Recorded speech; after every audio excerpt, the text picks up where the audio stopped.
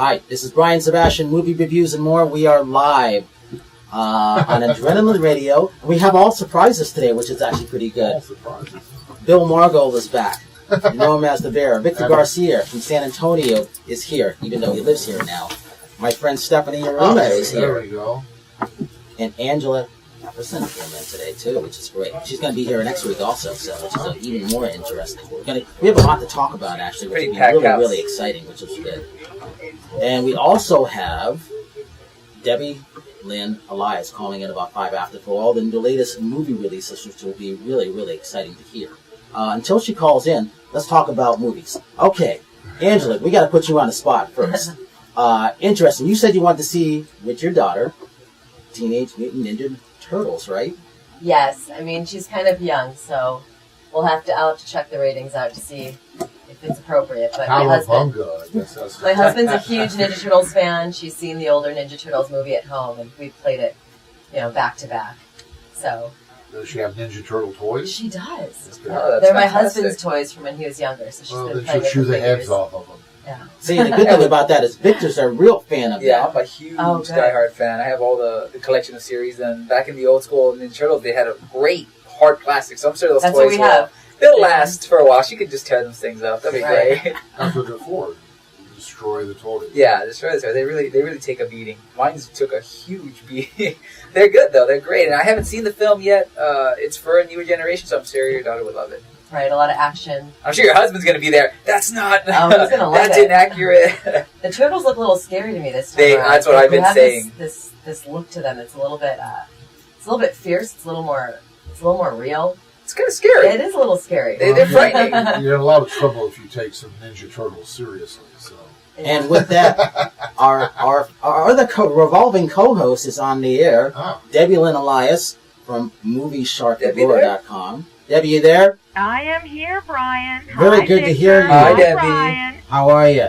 And Debbie has all the latest releases coming up, too. Plus, she has 140-plus outlets, which is even much better. And we adore the hell out of her, which is good. What do you got going on this week now?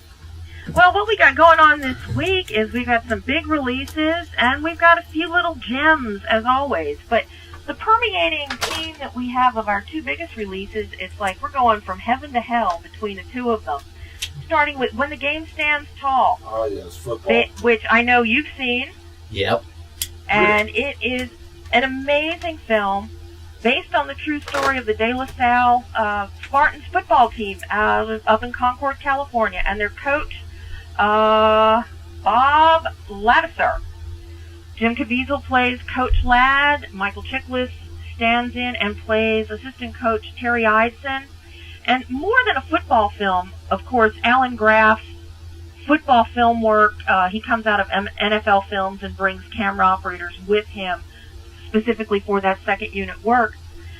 This is more a story of the principles and the foundations that helped Coach Ladd and the Spartans amass a 151 win streak record.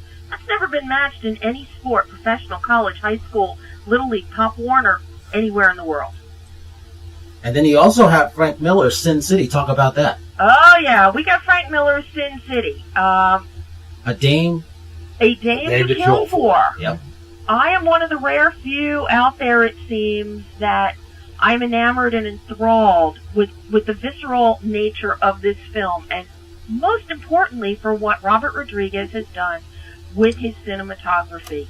This is a perfect blend of classic film noir and graphic novel pulp fiction, and highlighting that in performance is Joe Gordon-Levitt and Ava Green. They could so easily just step into a Gordon Wills 1947 film noir and be perfect. They dazzle. Powers Booth commands the screen when he's on. Anyone that saw Sin City, the first one, met Powers Booth and his character, Senator Rourke. Small part. This time, he's a very significant part, weaving in and out of various storylines that are all melded together. And I will say, I'll give a caveat, this blends prequel with sequel and a new chapter in the story that was not previously in a graphic novel. And I think this is where some people are having a problem with this film, because it's not going page by page from the graphic novel. There is a new spin on this, and Rodriguez makes the most of it and pushes the envelope as far as he can. And then we got two others. If I Stay from Warner Brothers, and the one I really like, the one I love, Radius Time Weinstein Company. The one I love, and we can't say too much about that one because it's kind of a blend of. It's got Mark Duplass, Elizabeth Moss, Ted Danson, who just happens to be director Charlie McDowell's stepfather. Yep. His mother, Mary Steenburgen, has a voice cameo within the film. But the best way I think to describe it is it's a Whedon-esque kind of cabin in the woods vibe blended with adaptation, with a little bit of mumblecore, comedy confusion, and a touch of Mike Cahill's Another Earth. If I Stay. No, that's the one I love. No, If I Stay is the one with that's Shailene Woodley's, isn't it? Yeah. Yeah. I honestly have not seen that one yet. Is that Shailene Woodley again? She was in everything. She is. That's too much. She's all over the place. Where she dies and she doesn't die and she doesn't know if she wants to die. To me, it sounds like a movie dead in its own, real camera already. I saw the trailers enough to not take advantage of the pass I had for it on Wednesday night. That's how little the film interested me. And when I turn down a free movie, we're in trouble because movies cost a lot of money to go see. That movie looks dreadful. And Debbie, before we let you go, let's talk about your website and what you're looking forward to coming up for the week. Well, I want to mention two little gems for you, Brian. Love is Strange, which premiered at the LA Film Festival earlier this year with Alfred Molina, John Lithgow. It is a masterful dance of nuance and emotion facing these Ben and George who get married in their later years. They're gay men who get married and the challenges that they face. And then a tiny little film called The Prince with John Cusack, Bruce Willis, Jason Patrick, and Jonathan Sketch. Where do these films come which is a from? great action film directed by Brian Miller. I didn't even know about that one. Well, that's why you know me. Absolutely. It showed up on demand. It's there, and I noticed Willis. This is a movie no one ever even heard of. It's a very small, and marketing is like trying to bill it as a Willis and Cusack film. This is really Jason Patrick's film, and Jason Patrick is re-teaming with Brian Miller. He worked with him in The Outsider, which is another fun movie. And Miller also directed a little gem that I like with David Boreanaz and Stephen Dorff called Officer Down. So we've got all these little action guys in this little gem, but in The Prince, be on the lookout for 50 Cent, a.k.a. Curtis Jackson, who more than proves his mettle once again as an actor. He really is a man to watch. All right, Debbie. Give me your Twitter account, give me your website account, and then tell me next week. Website is moviesharkdeblore.com. On Twitter, you can find me at moviesharkd. Good enough.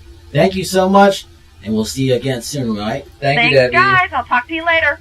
Bye, Debbie. Now, you've heard the list of movies now. That's a cheery soul. She sounds very young and very excited. Oh, she'll be glad to hear that. And still not jaded by seeing way too many movies. Oh, she's seen a lot of movies. Yeah, but no, she's not long enough in the theater to understand that way too many movies. Eventually, you just simply get worn out. And then along comes a movie that does excite you and you think you're revitalized, but then 100 more of them will just bludgeon you back into submission. Some of the best sleep I've ever had in my life is in a theater because it's dark. That's and it's true. Quiet. I have had naps for 10 minutes that felt like 10 hours. And when I woke up, I hadn't missed a thing in the film that I knew of, and I didn't care if I had. And I can't snore sitting up, apparently, so I probably should sleep sitting up. I snore very loudly, even to the point I'm sure of disrupting my latest cat. Because he bites me at 5 o'clock in the morning. But she sounds excited, and I like her sound bites. She speaks well about films because she's playing very safe, close to the vest, saying the references and stuff like that, which is very, very, very important. Powers Booth, who I am looking forward to as the villain in this latest Sin City, of course, played James Jones in the great, great, great TV movie by way back in '79, Jonestown. You like Powers Booth, too. Well, I've always liked him. I think he's a man who told the Emmys to shove it and went and collected his Emmy because he had earned it. Very nice. And he's a wonderful, wonderful, wonderful villain. I suspect that he'll survive Sin City 2 and there'll be a Sin City 3. Hopefully. Now, here's the thing, hopefully. Now, you two haven't seen these movies because it's hard for working women, almost anybody to get out to see theaters, to the movies in the theaters these days because of their schedules. Talk about what would take you to get you to go out there, because after all, you train a lot in the gym. Mm-hmm. So it's, getting a sitter, date night. We do a lot of the red box, but I can't really even pick through half of those. It's not. I'm always disappointed with Redbox. So we started doing Netflix now. But as far as going to see a movie, unless we bring her along, and she's a really good kid, she loves movies. But it's getting a date night, finding, and we're happy to watch anything at this point. I mean, yeah, you take what you can get. But yeah, The Prince sounds. Isn't that where Bruce Willis is the villain in that one, or isn't he playing the opposite?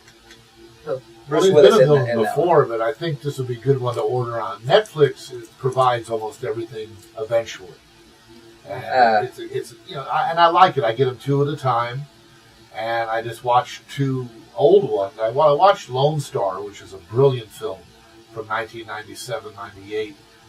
John Sayles' best movie. With I didn't even remember McConaughey was in it, and he plays the older version of he plays the father of what Chris Cooper will become in the film. And then I watched probably the most interesting movie about vampires I've ever seen. Only Lovers Live Forever. Only lovers live alive, or last forever, last alive. It's an artistic movie with Tilda Swinton and Tom Hiddleston. Yep. And I prefer vampires over zombies, because there's nothing at all sexually erotic about a zombie. You're not going to well, the younger kids would disagree with that. Well, yeah, they've tried. Then they must have no sex at all, because there's nothing erotic about a zombie, whereas vampires ooze eroticism. Yeah, that's their core. And women like vampires, don't you? It's something about sucking on necks. Well, no, I mean, you forget about the whole romance of the vampire. He's very alluring, he's very seductive. That was the original, that was, the campy version of the vampire, before going to Vlad the Impaler and all that. And when it comes to zombies, they've attempted to try to make them sexy. I don't see how. Not any series that they have Walking Dead takes forever to have one scene done. No, I mean the movie Warm Bodies and Life After Bed. Yeah. They try to bring some comedy or some romance to it, but in the end, I just see it as necrophilia, and it doesn't fly. Well, there's nothing fun about being dead. Vampires, what's fun about it is that they're eternal, and they've lived so many centuries that they're walking history books. I like, again. First thing, the great love of my life, Viper, ever did was walk up and bite me on the shoulder before we did anything else. She sunk her teeth into me. Never really fully understood it, but I still talk about it, so it was fascinating. I think there's a fascination with vampires. Zombies, they say that zombies reflect the state of the economy, that when the economy's bad, people like zombies. When the economy's good, they like vampires, maybe because of blood. I happen to have a great fascination with blood. Always have. When I cut myself recently, the thing bled profusely, and I was getting all excited, because if you're bleeding, you're still alive. The whole point of Anthem. You ever read that book, Anne Rice? Anthem? No. Oh, the whole turning point of the book is when he finally does get cut open and blood pours out of him. It's such a exotic, vibrant color that comes out of him, and it changes his whole life. Well, red is a very exciting color. Zombies are just tragically dull.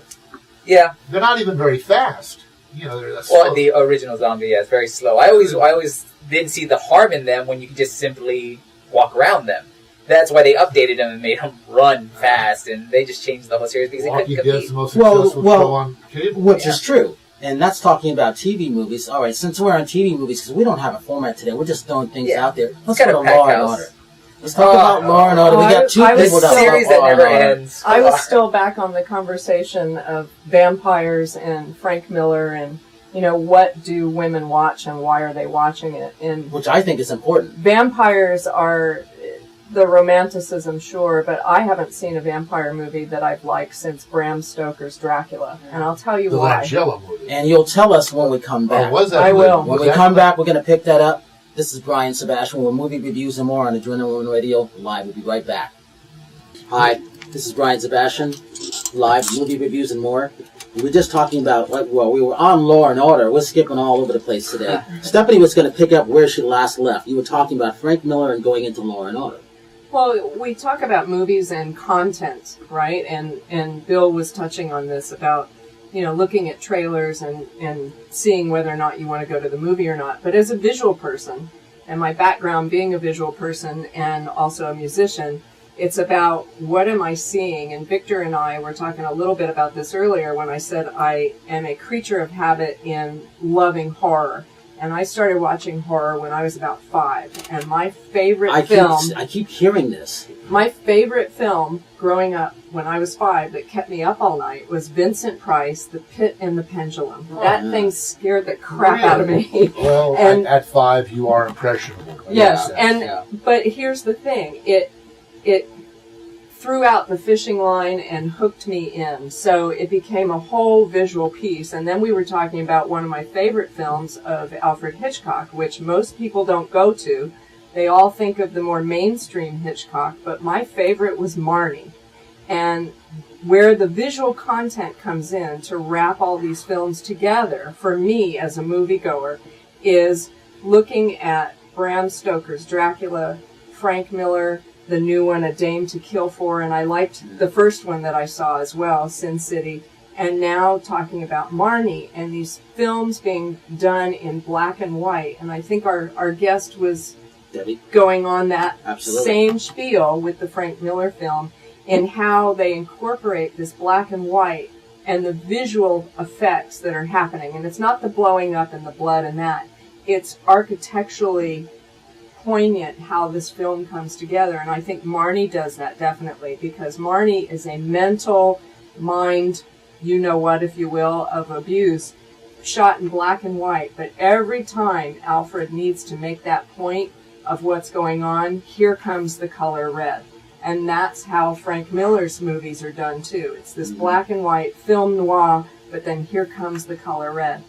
Bram Stoker was kind of the same, even though it was in color. But then he does something really brilliant between Dracula and Nina, which is to bring in this recurring theme of music that is the same every time these two are on screen. And it's this music that is haunting and romantic and heart-wrenching with cellos and everything.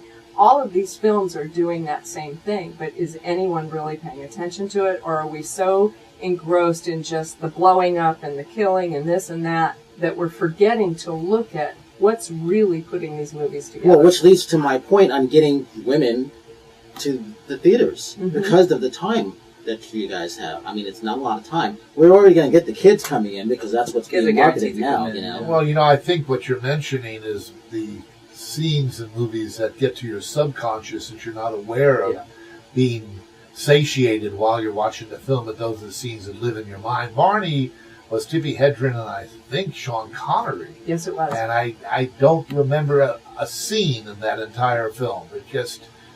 I don't think it's one of Hitchcock's best movies. I think it's a throwaway film of Hitchcock. I prefer North by Northwest. Another good one. Much more interesting on every possible level. That's probably his best movie, shot for shot for shot. Psycho's sensational, but it's interesting. The movie that scared me the most, because I'm a little older, was The Original Thing, which even now I have flashbacks to nightmares, because for some reason my idiot mother took me to see it when I was very young and very impressionable, and it was, what frightened you the most is something you can't rationalize, and that's black and white and the shadows of black and white, because fear lurks in the shadows. When sunlight hits fear, like sunlight hits a good vampire, there are no more vampires. Yeah. So they have to stay asleep all night long or all day long and then get up at night. It's fascinating. The mind moves in mysterious ways, and that's why the most frightening movie I've ever seen is the original Rosemary's Baby.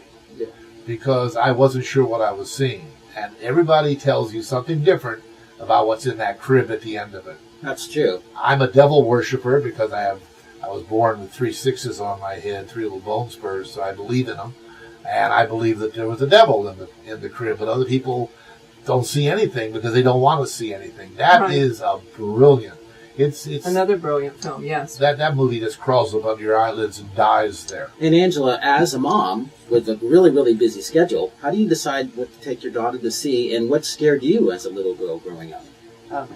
What scared me? Carrie. That scared the crap out of me. Yeah. Hand popping up. Yeah. I don't know. I guess she's 3.5, so we haven't really gotten to that point yet where scary movies is even an option for her. So How old is she? Has she seen Frozen? She's 3.5. Frozen? Oh, yeah. She can sing. I thought that movie is awful. I thought that movie was so overrated. Yeah. I don't understand all the yowlings about that film. It's the biggest animated film of all time. The musical. I think it's a great film. Yeah. It's just not as good as everyone says. But there's no song worth singing. None of it. You don't come out of that song. That's true. Well, was your daughter singing a song? She does. I mean, she's 5, so it's a cartoon, and there's singing. And, which is the point. And there's girls in it. So the two sisters, she wants to be both Anna and Elsa. Because there are 2 options of, ingenues that she wants to be like or look like. And for a 5-year-old, that's what she's into, See, but that's the point. And that's what got him to go back again and She again needs and to again. see Fantasia. And the snowman, yeah. Fantasia? Yeah, she needs to see Fantasia. That probably is the greatest of all of Disney's animated works. It is. You can watch Fantasia, and Fantasia would always put me to sleep because it's so soothing. With talking about beautiful scores. I could close my eyes, I go to sleep, and I'm like, wow, this is just wonderful to listen to. What do you remember from Fantasia as the music? In the Dancing Rooms. The Dancing Broomsticks, thank you. The hippos. What do you remember? Everyone And the remembers mushrooms. the dancing. Everyone remembers the dancing broomsticks, the mop, the bucket, and everything. Uh-huh. And they come down the staircase. Yeah, everyone remembers that. It was And the beautiful. dinosaurs. The dinosaur number was brilliant. I remember I saw that so many times as a kid. I think the color got me though. The color splashes, and they were just amazing. Well, color is much more important because color is viscerality. That's why Miller uses it better than anybody else. Yeah. He saturates with color. When he kills somebody, that person's dead. Yes. That's what's brilliant about his films. It's not so much the story, it's visually what he's doing. All right, you guys were on Law and Order. Let's get that one over. Let's see what happens. Let's get out when we jump that. You can't get it over because the thing lasted 20 years, 24 And years. still going strong where there's a Law and Order, Russia, everything. Well, Hands off, kudos to Dick Wolf. yes. And I was telling Rick this the other day, if you're not an actor unless you've been to New York and worked on Law and Order. They keep on doing that now on Sundance, showing you people who supposedly got their starts and had their first roles in it. And it's wonderful even to watch in rerun after rerun after rerun because the strength of it is the law and then the order, and it works. Sam Waterston is wonderful. He goes through a series of assistants, none of whom have any kind of real staying power. I think when Fred Dalton Thomas got on the show, it became fun because he's a blowhard. Stephen Hill was wonderful on the show. The first seasons with Moriarty and the Black Gentleman, whose name I can't even remember now, they played off of each other very, very well. But it's little morality tales, and they don't always win. They don't. Sometimes the villain gets away, like that evil little girl who kills the boy and puts batteries in his mouth. That woman was never did anything after. That little girl probably went nuts after she played the role, but was never seen again.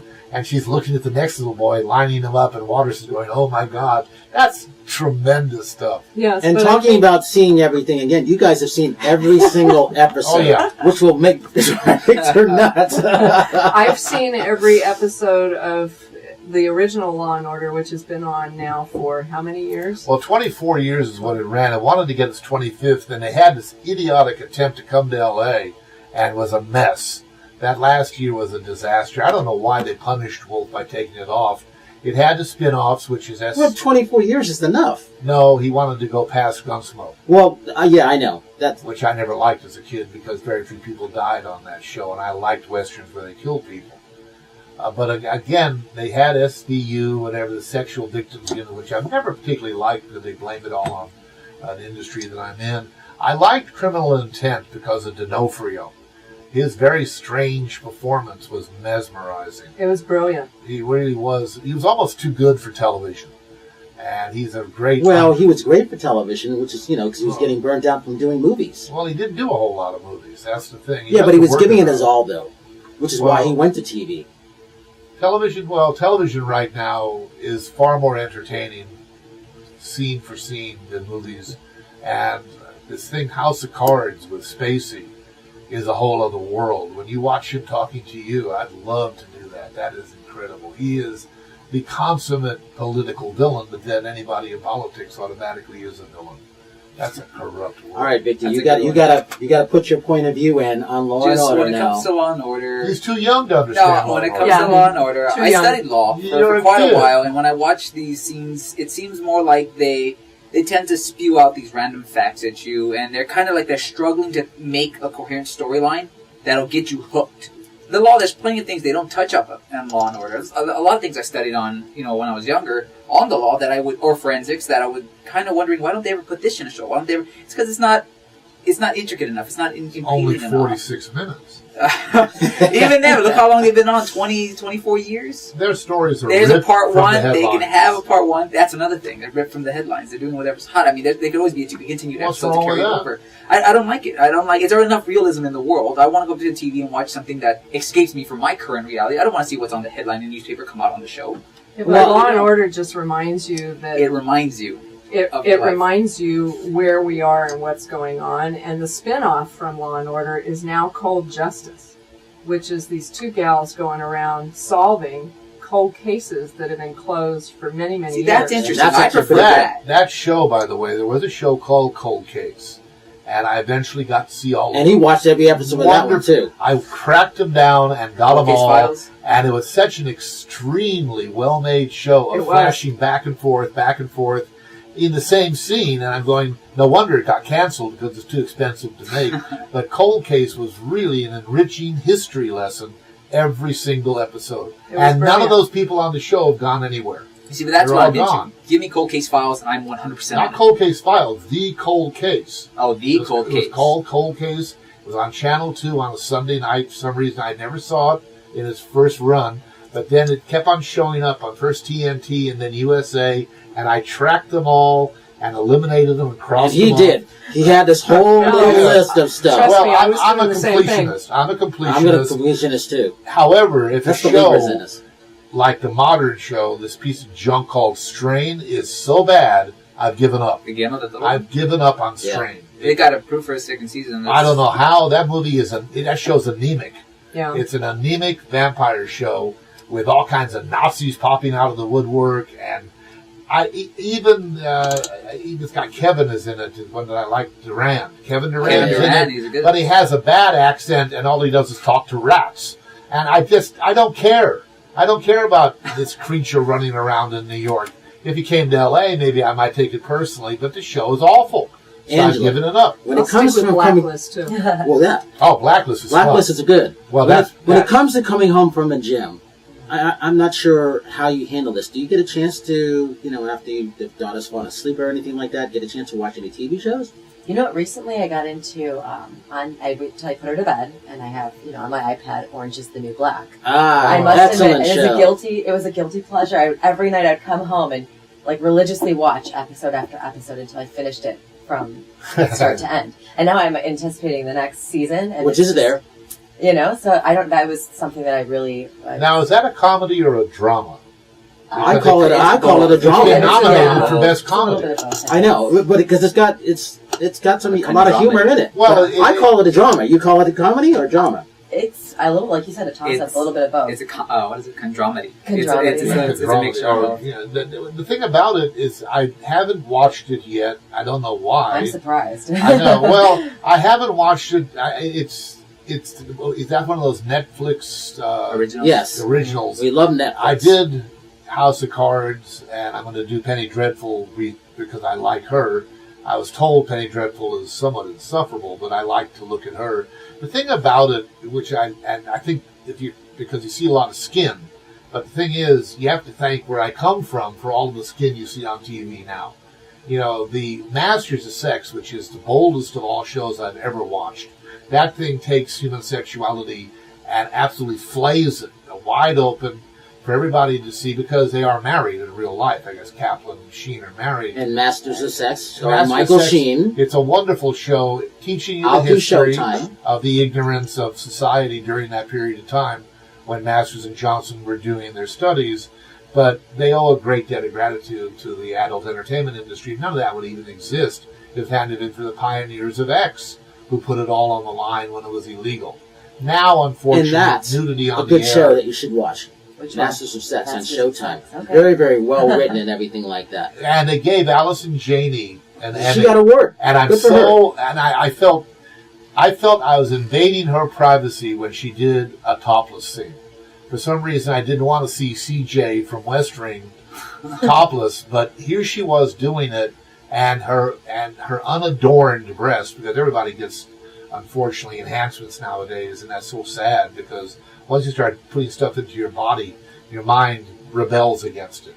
I believe in a phenomenon known as implant schizophrenia. Once you get something in there that doesn't belong, the mind tries to kick it out and you go nuts. And we'll be right back after this. This is Brian Sebastian, Movie Reviews and More. This is Brian Sebastian, Movie Reviews and More. We're back. We were off there. We were talking about Victor doesn't like Netflix. I like Netflix. I just don't like how Stephanie was talking about Laserdisc. I have one Laserdisc left because I'm involved with it, but I gave all of mine away. I gave all mine away too. All right, here's the thing. Did you like going to the video store? Yes. Angela, do you remember going to the video store? I do. Wasn't it a great feeling? I used to go to Odyssey. Yeah. Odyssey was my video store. Odyssey was my competition. The one across from Little Tony's down in the valley? Yeah. Gabor, a man named Gabor owned that. That's right. It still exists, I guess. There's one left out of the 3 that they had. I miss video. I used to work at Tower Video, which was one of the best places that ever were. Every celebrity came in there. I used to give them all their stuff. I used to sign them up all the time. And it was a great thing where you can actually talk to them about movies. Yeah. Everybody would just go in there all the time. And those days are over, which leads to your point. It's gone. It's taken away one of the movie-going experiences I experienced as a kid. And knowing that future generations aren't going to experience that same feeling of running to the video rental store and looking for aisles and aisles of which one you want to get, and everyone's going to get together tonight to join the family because it's a rental. You're going to have to return it and all that. It's just, I think it takes away from it. There was the theater and there was the home rental. Now that's no longer the case. When it comes to time for you, binge watching is in. This is new terminology, which is even old, that people like to do now. Even I like to do that. But I got to complete it also. I'm a completionist too. So.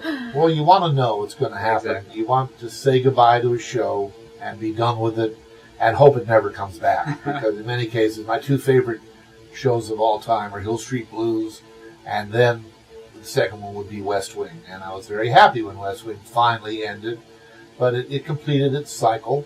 And after that, I have so many other shows from childhood that I remember, Westerns like Maverick and Have Gun Will Travel and stuff like that, which are constantly replayed now on Encore West Channel. Television is a great comforter. It's you and your TV set, and perhaps in your case a kid, or perhaps in my case a cat who for some reason seems to want to bite my ankles while I'm watching television. It reacts to things on the screen, which we'll see how it likes the NFL season coming up, because there I don't want to be bothered. Angela, let's go into you. Okay, when did you start training?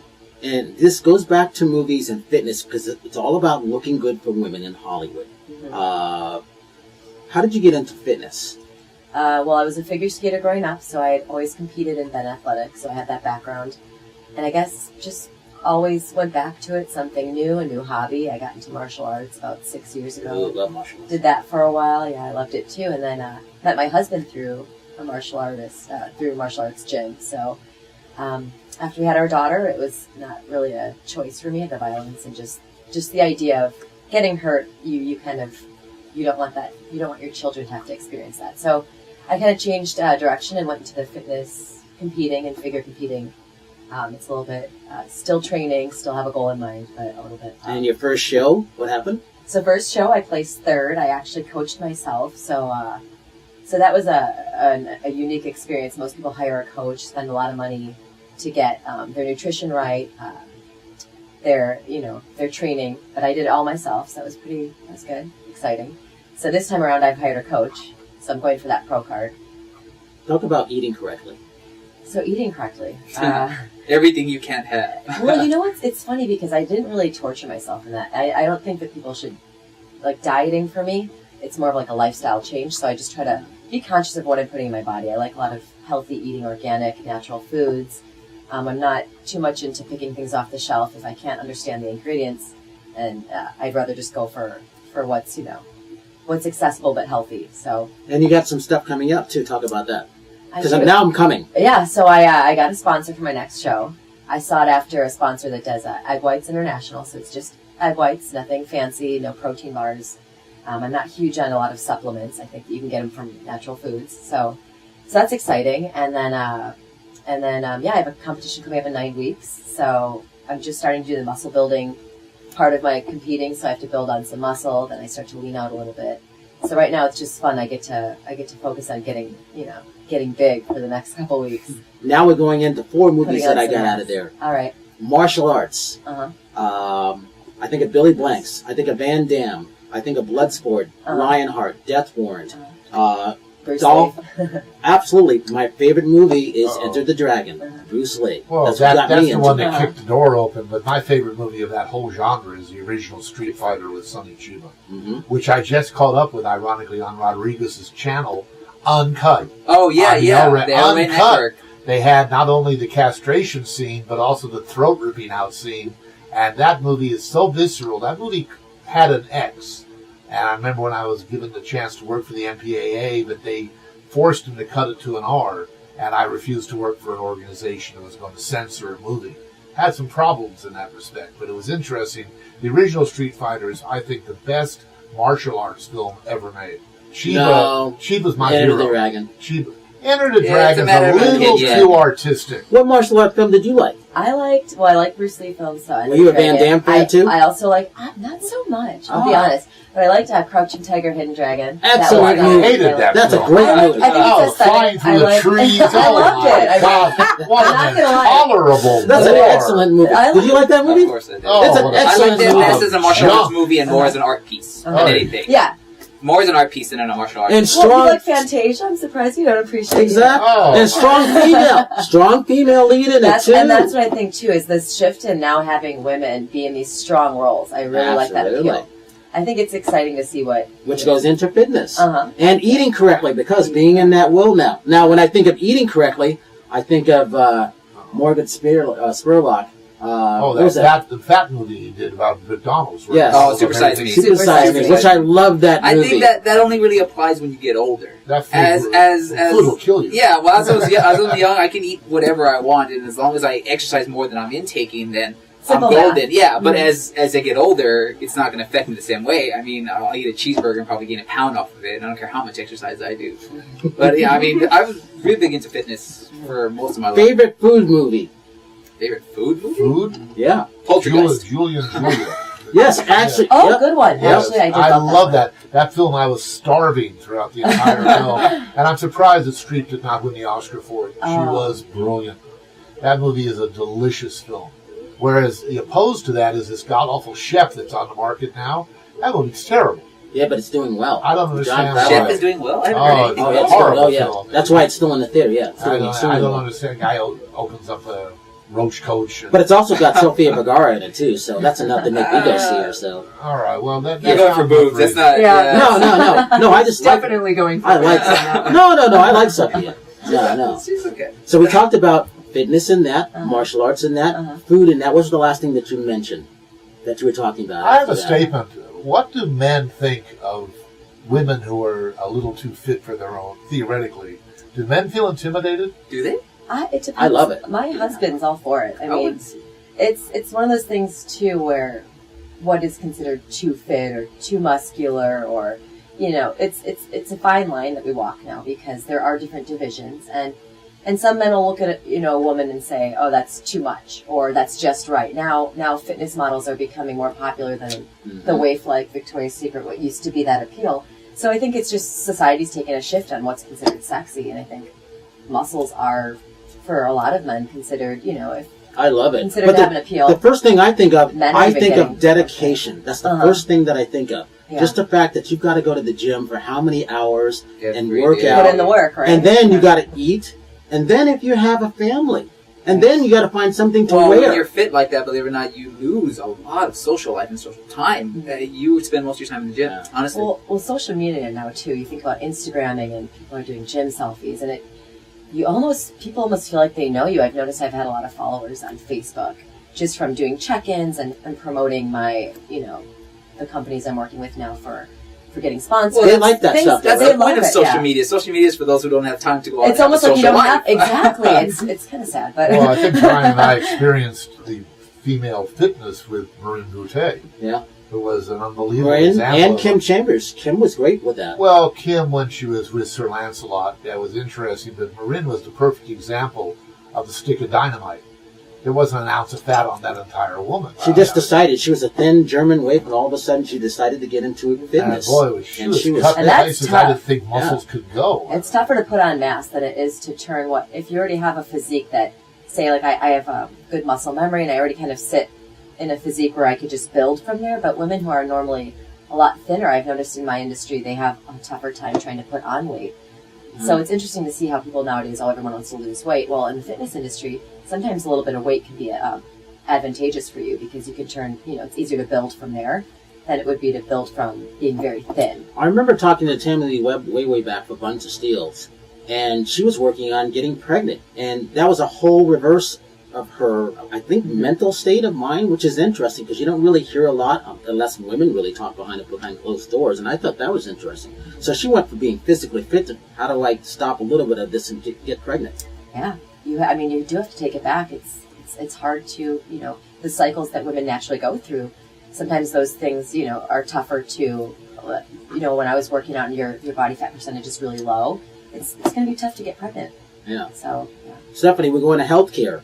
Movies and healthcare. Talk about your business, because there's a lot of things going on. We're coming from a society that's getting older and not younger. Well, very true. And I was looking at a video yesterday that was talking about boomers, which is my category, versus Generation Y that's coming. And in the next couple of years, you're going to have more Generation Y working than you're going to have boomers. Yep. And so this is a phenomenon that's happening in this country where the boomers and then the generation that's older than boomers, we're aging very, very quickly. And it's around the world. Around the world, and it ties into the documentary recently called The Silver Tsunami.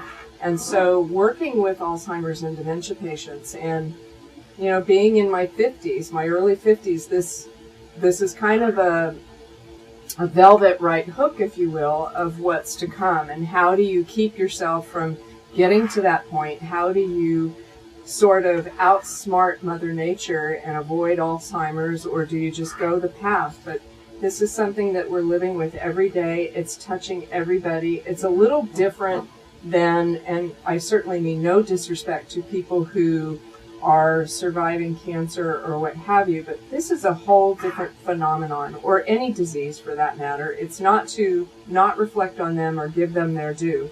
But Alzheimer's and dementia is affecting all of us. It's not one of those where it picks and chooses. And so there's studies out now looking at, men versus women and the rate of Alzheimer's, fitness. It certainly ties in with that. I was recently reading an article that they did a study with men and women who did yoga.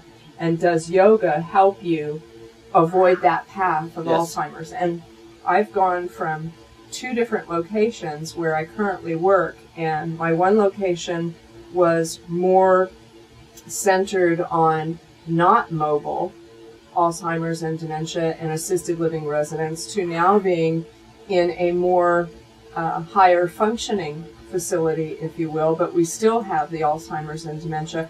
I've got residents who are 104. Wow. So we're also living longer. So all of these things tie in, and the movie that ties into that again is to come back and really take a look at the Silver Tsunami. It's a phenomenon of the new generation of what we're going to be facing, and it's a scary prophecy. First thing you come to, movies about health, whether it's autism or anything like that. What's the first thing you guys think of? I think about One Flew Over the Cuckoo's Nest, which is the greatest of all the movies of that type ever made. Yep. He won the Oscar, won all kinds of Oscars, and it's very difficult to deal with people's minds because you don't exactly know if the mind is gone or the mind is hibernating. And I think the way to keep older people active is to make them think, ask them questions, and see if they can remember, because you'll learn more history from people who've lived it than reading a book.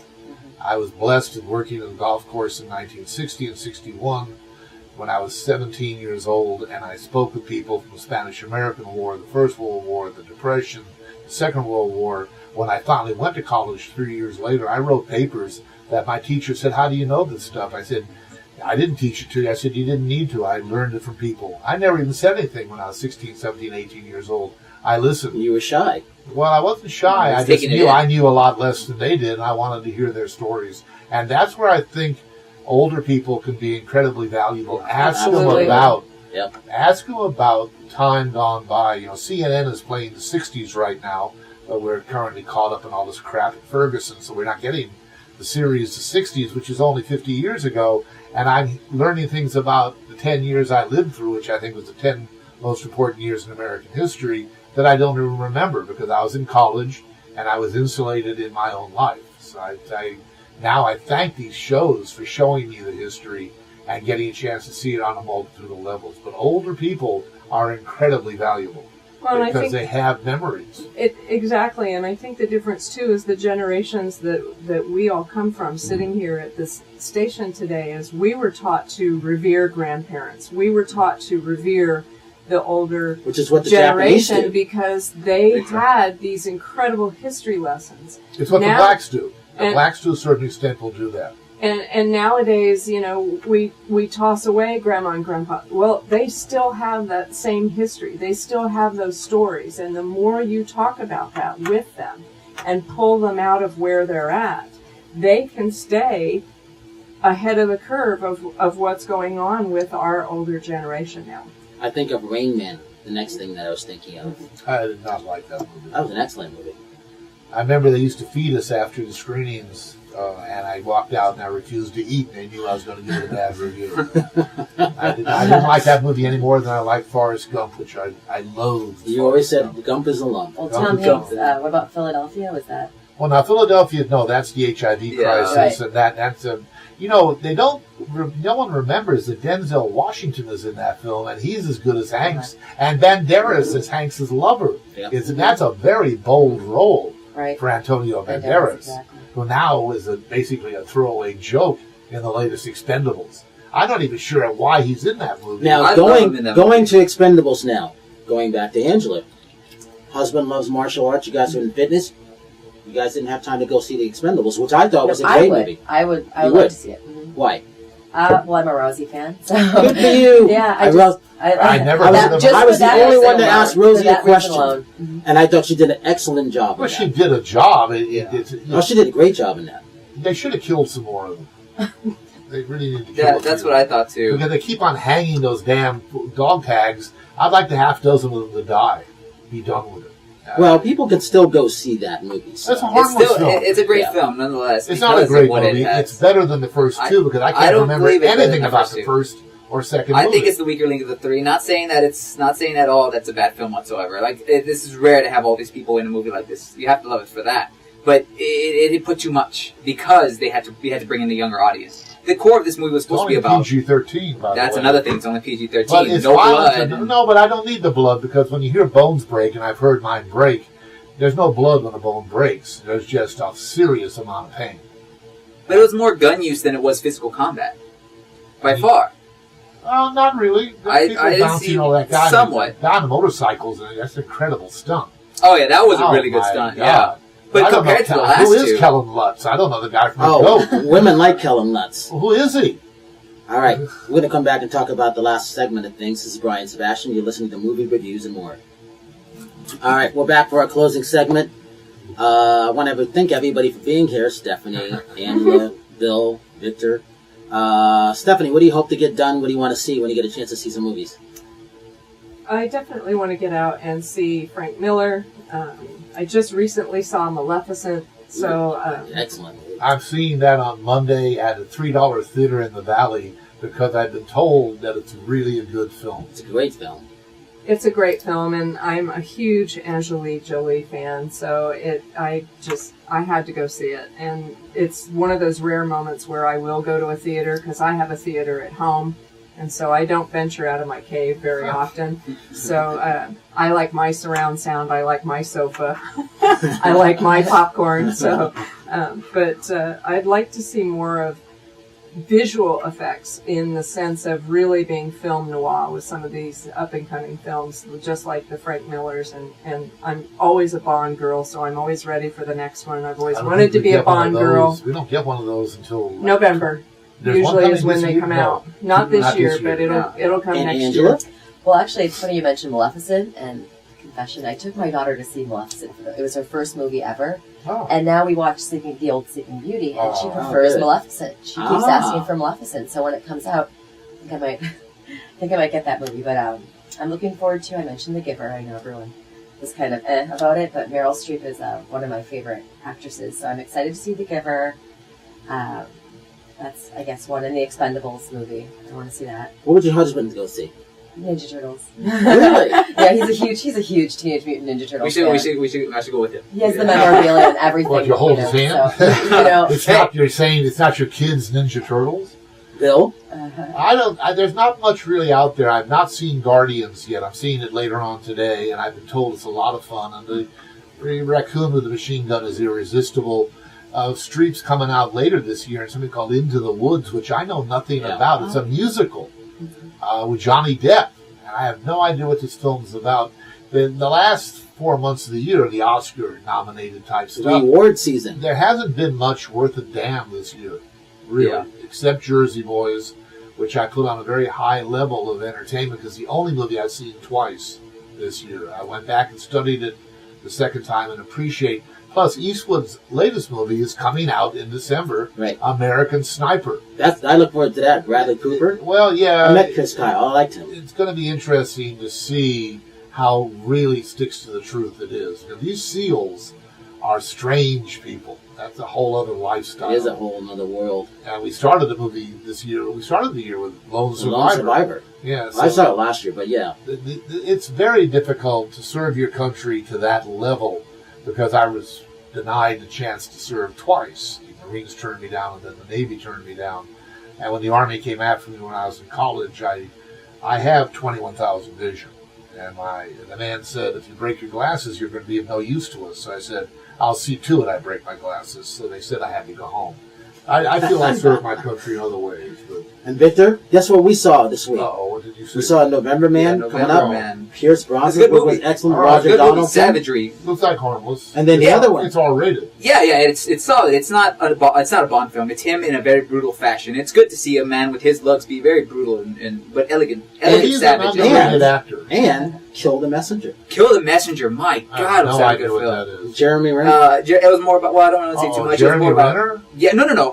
I'm not really a Jeremy Renner fan, but in this film, I'm floored by him. I am floored by his excellent performance. It's Don't say anything about it. You'll have to hear about it next week. Yeah, it's really political, it's good. but it's fantastic film. Fantastic film. But nothing really has come up so far that has caught my attention. Ninja Turtles would be one. Guardians is a fantastic film. We have to go see it. Yeah, I'm looking more toward the indie films as of now to see what new kind of pops up. You know, I have to see Sin City, of course. But you know what I'm looking forward to? The George Takei film. Oh yeah, that should be interesting. That looks like a whole lot of fun. I of course, I think I'm older than anybody. So Star Trek. I was weaned off the original Star Trek in black and white, and years later, I didn't know it was ever shown in color. So I watched them all over again in color. It was better in black and white.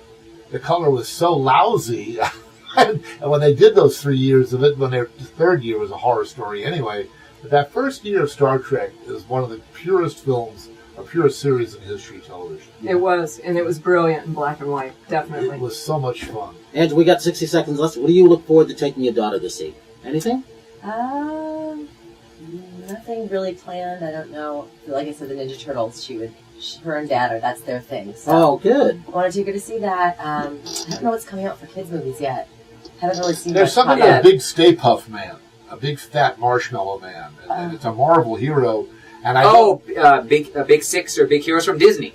Well, no, is it Disney? It's a Marvel Disney. film. Disney. It's a big fat marshmallow. Yeah, he's like inflatable, but he's also a machine or something. Well, he's a Marvel hero. Big Hero 6 or I don't know. I feel in many ways we've been dumbed down to. I don't feel like I'm being treated like an adult anymore in the theater. Not that I ever am. And you're listening. I'm still 12 to years Movie old. Reviews and More. That's Bill. This is Brian. Stephanie, Angela, Bill, Victor, Brian, Sebastian, Movie Reviews and More. We'll see you next week, and thank everybody. Thank you, guys. Thanks, kids.